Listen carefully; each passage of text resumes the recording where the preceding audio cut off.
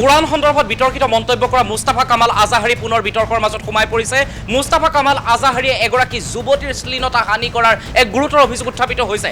মুস্তাফা কামাল আজাহাৰীয়ে হেনো এগৰাকী কিশোৰীৰ সৈতে অপকৰ্ম কৰিছিল আৰু সেই সময়তে এটা ভিডিঅ' ছ'চিয়েল মিডিয়াত ভাইৰেল হৈ পৰিছে।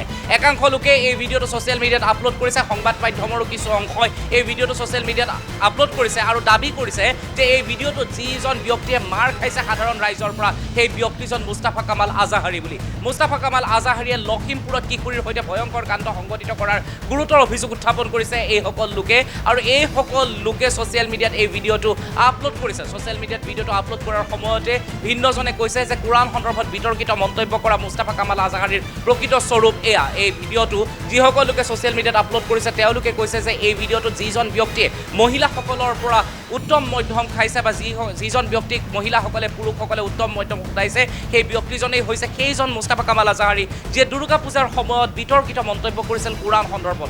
কোৰাণত দুৰ্গা পূজাৰ অৱস্থিতি আছে, কোৰাণে মানুহক দেৱী পূজা কৰিবৰ বাবে অনুমতি দিয়ে আদি বিভিন্ন সময়ত বিভিন্ন মন্তব্য কৰা মুস্তাফা কামাল আজাহাৰীৰ দ্বাৰা দেখিবলৈ পোৱা গৈছিল। আৰু এইগৰাকী মুস্তাফা কামাল আজাহাৰীৰে এই ভিডিঅ'টো বুলি বহুজনে দাবী কৰিছে। বহুজনে কৈছে যে মুস্তাফা কামাল আজাহাৰীয়ে এগৰাকী যুৱতীৰ সৈতে ভয়ংকৰ কাণ্ড সংঘটিত কৰিছিল আৰু সেইটো সময়তে মহিলাসকল পুৰুষসকল গৈ সেই ঠাইত উপস্থিত হৈছিল আৰু মুস্তাফা কামাল আজাহাৰীয়ে এই কাণ্ড সংঘটিত কৰি থকাৰ সময়তে তেওঁলোক গৈ উপস্থিত হৈ হাতে লোটে ধৰা পেলায় আৰু মুস্তাফা কামাল আজাহাৰীক এনেদৰে তেওঁলোকে উত্তম মধ্যম সোধায়। এই ভিডিঅ'টো ছ'চিয়েল মিডিয়াত খুব বেছি ভাইৰেল হৈছে। ভিন্নজনে কৈ আছে যে মুস্তাফা কামাল আজাহাৰীৰ প্ৰকৃত স্বৰূপ এয়া বুলি।